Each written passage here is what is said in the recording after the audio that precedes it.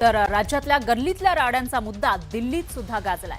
नगर परिषदेच्या निवडणुकीमध्ये मतदानावेळी तुफान राडे झाले। काही ठिकाणी बडे नेते सुद्धा राड्यात सहभागी असल्याचे आरोप झाले। अनेक ठिकाणी तर महाराष्ट्रामध्ये सत्तेत असलेल्या महायुतीमधीलच मित्र पक्षांमधील कार्यकर्ते एकमेकांना भिडले।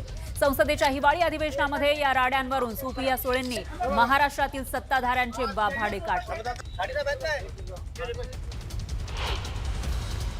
जे पंचायत राजचं इलेक्शन झालं त्याच्यात हेलिकॉप्टर असेल, प्रायव्हेट असेल, ह्याच्यामध्ये सरकार इतकं मग्न होतं आणि महाराष्ट्राच्या इतिहासात पहिल्यांदा असं झालं की प्रचंड मारामाऱ्या, बंदुकी दाखवणं, इतका सगळा गोंधळ काळ पंचायतच्या इलेक्शनमध्ये झाला। हे महाराष्ट्राच्या इतिहासात कधी झालेलं नाही आहे।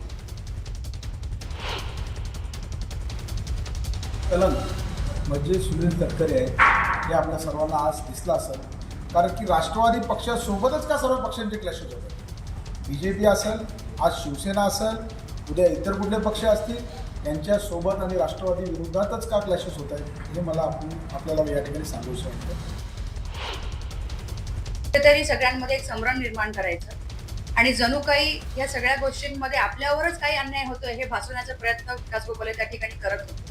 म्हणजे चोराच्या उलट्या बोंबा हेच त्या ठिकाणी म्हटलं पाहिजे की ज्यांनी कायमच या गुन्हेगारीच्याच पार्श्वभूमीवरती महाडमध्ये अशा प्रकारचं दहशतीचं वातावरण ते करत आलेले आहेत आणि असं काही वेगळं चित्र भासवलेलं आहे की ते त्या ठिकाणी विक्टिम आहेत। तर मुक्ताईनगरमधील राड्यावरून केंद्रीय मंत्री रक्षा खडसेंनी शिवसेनेचे चंद्रकांत पाटलांवर गंभीर आरोप केले। तर मला असं वाटतं की ज्या गोष्टीसाठी मी उभी होती आणि लोकांना मी अपील केलं होतं की मुक्ताईनगर शहरामध्ये, तालुक्यामध्ये गुंडागिरी या सेनेच्या लोकांची वाढलेली आहे आमदारांच्या माध्यमातून आणि ते काल या माध्यमातून सिद्ध झालेलं आहे। मुक्ताईनगर तसं शांत शहर आणि इतिहासात पहिल्यांदाच मुक्ताईनगर शहराने एवढी गुंडगर्दी, बाहेरचे गुंड आणि त्या ठिकाणी मोठ्या प्रमाणावर दहशतीचं वातावरण निर्माण करण्याचा प्रयत्न हे पहिल्यांदाच अनुभवलं। आमदाराच्या माध्यमातून हे साराचं सारं करण्यात आलं। एकनाथ खडसे सराईत गुन्हेगार आहे। एकनाथ खडसेवर किती गुन्हे माहिती आहेत तुम्हाला? एकनाथ खडसेवर किती गुन्हे? केवढे गुन्हे एकनाथ खडसेवर? म्हणजे एकनाथ खडसे सराईत गुन्हेगार आहे।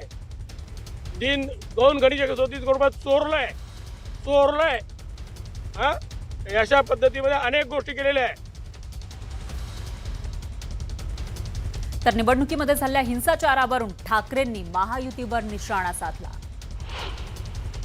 गद्दारांचा बुडबुडा आता फुटलेला आहे। त्यांच्यात मग आता जी काय मारामारी म्हणजे अक्षरशः मारामारी आणि बाचाबाची, म्हणजे ज्यांनी पुलंच्या कथा वगैरे वाचल्या असतील त्याच्यात बाचाबाची म्हणजे बाचा बाची असं जे काय आहे ते आता सुरू झालेलं आहे आणि त्याला कंटाळून किंवा त्यांचं सत्य स्वरूप कळल्यामुळे पुन्हा शिवसेनेकडे ते येत आहेत। दरम्यान मुख्यमंत्री फडणवीसांनी घडलेल्या राड्यावर सारवासारव केली।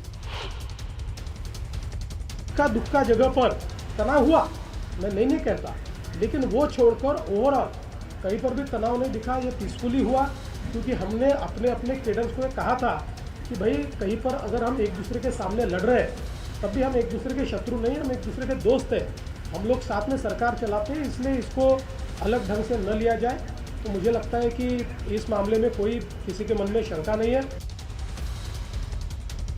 तर बुलढाण्यामध्ये काल मतदानादरम्यान बोगस मतदाराला नागरिकांनी पकडलं होतं, चोप दिला होता, पोलिसांच्या हवाली करत होते। मात्र एका सत्ताधारी आमदार पुत्रानं त्याला पळवून लावलं आणि याविषयी बोलताना त्या आमदारानं अपशब्द वापरलेले आहेत। आमदार संजय गायकवाड यांच्या मुलानं पकडलेल्या बोगस मतदाराला सोडवून पळवून लावल्याचा व्हिडिओ काल समोर आला होता।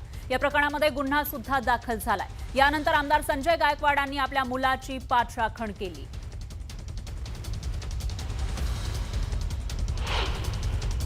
काल जो मुलगा तिथे आला होता तो त्याचं नाव दुसरीकडे होतं, पण त्याला कोणी सांगितलं तो या मतदार यादीमध्ये नाव आहे। तो काळ काढून तिथे काही करायच्या आतच त्याला इतकं मारलं।